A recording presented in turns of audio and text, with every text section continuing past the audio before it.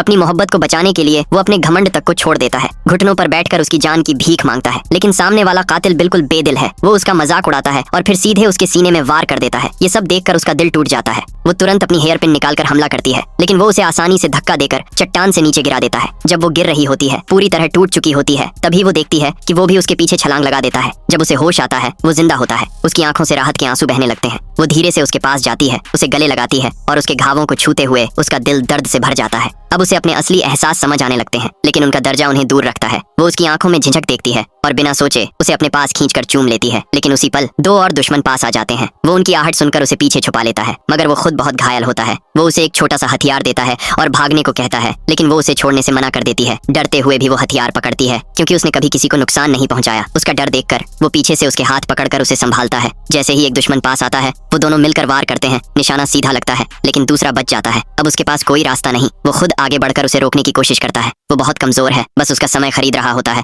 लेकिन तभी वो लड़की हिम्मत जुटाती है, हथियार उठाती है और आखिरी वार कर देती है। मौत के इतने करीब आने के बाद दोनों आखिरकार अपने दिल की बात मान लेते हैं। लेकिन एक तरफ शाही खून और दूसरी तरफ एक साधारण जनरल। क्या उनका प्यार सच में साथ रह पाएगा?